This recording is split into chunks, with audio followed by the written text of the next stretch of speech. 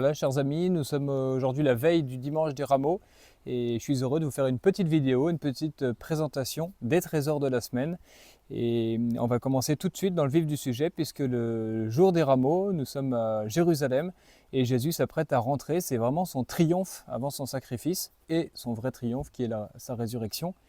Et vous savez très bien qu'au moment où il rentre, les enfants de Jérusalem et la foule vient, enlève ses manteaux et puis jonche le sol avec des branches de palmier aussi avec leurs manteaux et ils chantent Hosanna au fils de David. Et parmi ces enfants, parmi cette foule, eh bien, il n'y a pas que des juifs, il y a aussi des païens, ceux qui viennent voir l'apôtre Philippe et qui viennent lui dire nous voulons voir Jésus. Ces païens qui sont attirés par ce Messie juif. Et parmi ces païens qui viennent voir Philippe, et parmi ces païens qui viennent joncher le sol de leurs vêtements, il y a un apôtre de Gaulle, figurez-vous, qui est l'apôtre de la Saintonge, si vous connaissez un petit peu, et il s'appelle Sainte Eutrope. Sainte Eutrope de Sainte était parmi ces heureux hommes qui ont pu comme ça acclamer, porter en triomphe notre Seigneur Jésus-Christ. C'est la première fois un peu qu'on a dit « Vive le roi ». Et ensuite, toute notre histoire, c'est ça. C'est d'acclamer le Christ roi, jadis réellement, et ensuite par son lieutenant, par ses lieutenants, par nos rois de France. C'est pour ça que j'ai voulu mettre ici le sacre de Clovis. Et cette vie de Sainte Eutrope, cette présentation de cet apôtre extraordinaire, qui était d'ailleurs compagnon de Saint Martial et de Saint Denis, qui fait une jonction un petit peu entre les deux, eh bien, je serai heureux de la présenter dans une prochaine conférence, le 10 mai prochain, si vous avez des amis ou si vous êtes vous-même, pas loin de Saintes. Ce sera exactement à Plassac, je crois. J'ai mis l'affiche sur le site internet et puis sur la chaîne YouTube. Vous pourrez retrouver ça, ou sinon vous me demandez. Donc ce sera le 10 mai après-midi avec le cercle Sainte Eutrope de Saintes. Et j'espère pouvoir raconter la vie de ce saint extraordinaire qui était quand même le fils du roi de Perse. C'était pas n'importe quel païen qui était attiré là par Jésus-Christ. Et quand il s'est converti, et bien ensuite il y a toute sa vie qui a basculé. Il s'est mis au service de l'Église par Saint-Pierre. Et il est venu 2 fois, une fois envoyé par Saint-Pierre à Saintes, en compagnie dans le même mouvement qui a envoyé Saint Martial, Saint Saturnin, Saint Front, Saint Ostremoine et tous les autres. Et puis une deuxième fois, parce que figurez-vous, c'est un apôtre qui s'est découragé. Intéressant, un apôtre qui se décourage. Quand on se décourage, qu'est-ce qu'on fait? Eh bien, lui, il avait un principe, c'est Saint-Pierre qui doit réconforter, parce qu'il avait reçu cet ordre du Christ, conforte la foi de tes frères. Et donc, il repart à Rome. Saint-Pierre était mort à ce moment-là. Et c'est son successeur, Saint Clément, qui va le renvoyer une deuxième fois au même endroit, à Saintes. Mais il aura eu la confirmation d'un pape. Et la deuxième fois, il portera des fruits immenses, notamment avec Estelle, ou Eustelle, qui va être sa fille spirituelle, qui sera martyre, dont un très beau vitrail est représenté d'ailleurs dans la basilique Sainte-Eutrope de Saintes.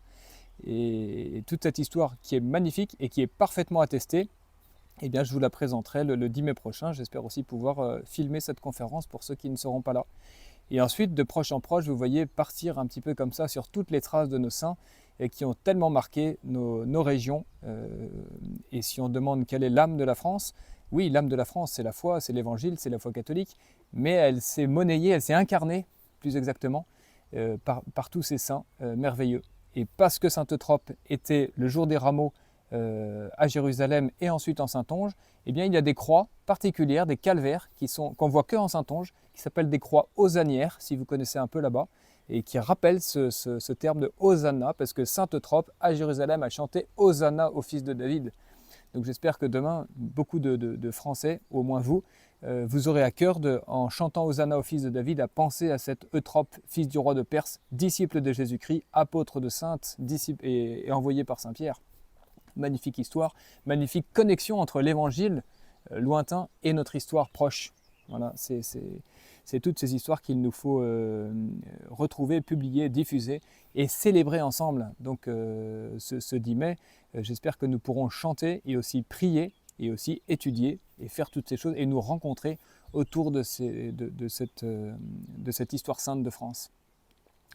Et puis je voudrais dire un mot aussi sur cette politique. Je ne suis pas tellement la politique, je dois reconnaître.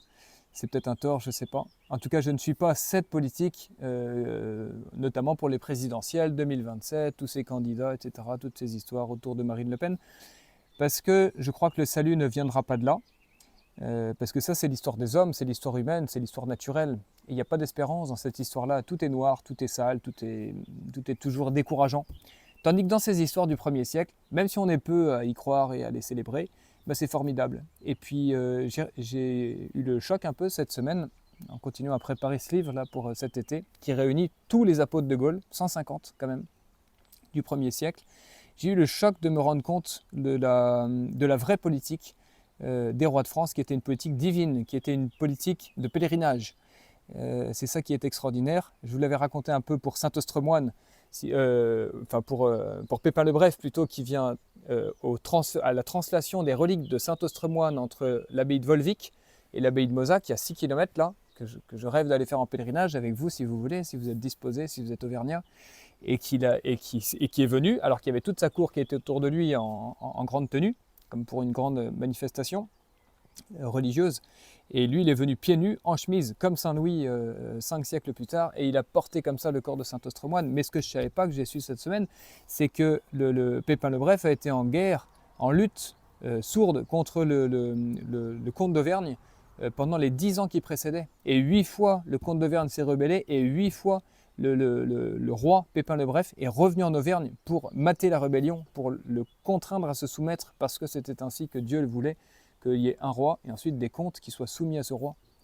Et la 8e fois, une fois qu'il a eu vraiment la soumission totale de ce comte d'Auvergne, eh bien en action de grâce, il était en prière, en oraison, un roi de France, dans cette abbaye de Volvic, et c'est là qu'il a eu l'apparition de Saint-Ostremoine, qui parlait avec notre Seigneur sur son trône, et qui se lamentait parce qu'il n'était pas honoré dans cette abbaye de Volvic, pas comme il se devait.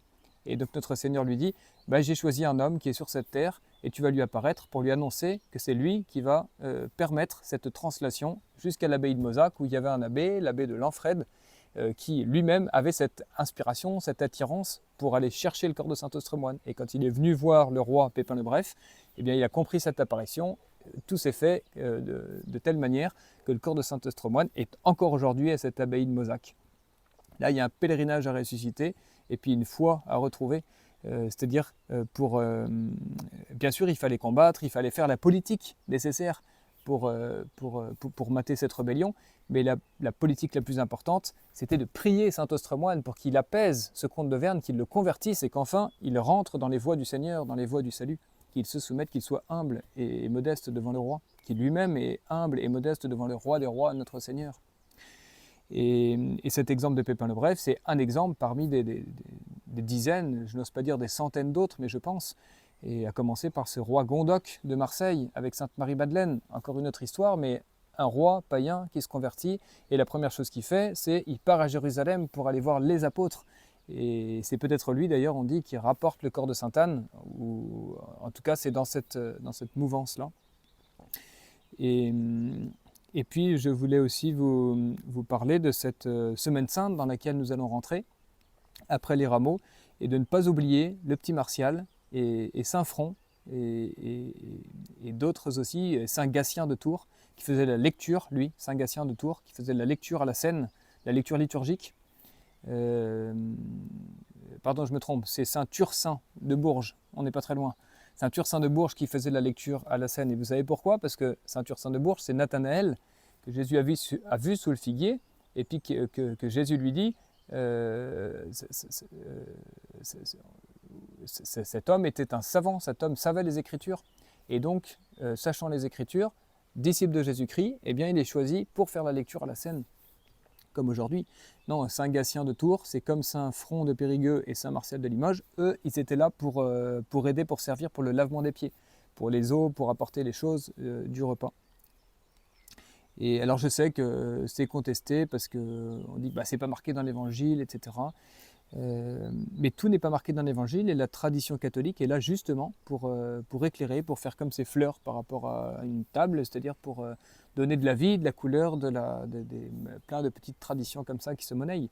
Comme une autre tradition à laquelle il faudra penser vendredi prochain, vendredi saint, au pied de la croix où il y avait la Vierge Marie, eh bien, on a en France un trésor incomparable. Je ne sais plus le nom du village, je le retrouverai. On a un mouchoir, un linge, dans lequel la Sainte Vierge a essuyé ses larmes en voyant son fils comme ça qui montait sur le calvaire jusqu'au Golgotha. Eh bien, ce linge est en France, figurez-vous. On a les larmes de la Sainte Vierge qu'elle a versées sur notre salut, sur nos âmes et aujourd'hui sur la France et sur le monde qui se détourne comme ça de Dieu et de la Vierge. Eh bien, ce sont nos étoiles dans la nuit, ce sont nos fleurs, ce sont nos trésors d'espérance pour cette semaine. Et si je dois faire encore une petite pépite pour cette semaine, eh bien, je vous dirais de ne pas oublier non plus Marie-Madeleine, Marie-Jacobée, Marie-Salomé et Sainte-Marthe, tous ces personnages qui étaient au pied de la croix et qui sont venus chez nous pour nous incliner, nous rappeler toujours l'importance de cette croix et la persévérance, ensuite l'attente de la bienheureuse résurrection. Et nous sommes parfaitement dans cette optique aujourd'hui avec cette France qui est presque un corps mort, mais un corps mort qui doit ressusciter, qui va ressusciter, c'est certain. Saint Pédis l'a dit, tous les saints l'ont annoncé, c'est trop certain, elle ne périra jamais, la fille de tant de mérite, a dit Saint Pédis. Et donc soyons pleins de joie, pleins d'espérance et aussi pleins de ferveur dans cette semaine sainte pour faire de la vraie politique divine à l'école de nos saints en réveillant nos vieilles histoires, en retrouvant ses racines pour porter du fruit et un fruit qui demeure. Voilà, bonne semaine sainte à chacun, chacune d'entre vous, que Dieu vous bénisse, nous bénisse tous et que la Vierge nous conduise en ces temps d'épreuve jusqu'à la victoire et après la victoire, le ciel. Voilà. Et vive le roi pour demain, vive le Christ roi et vive nos rois de France.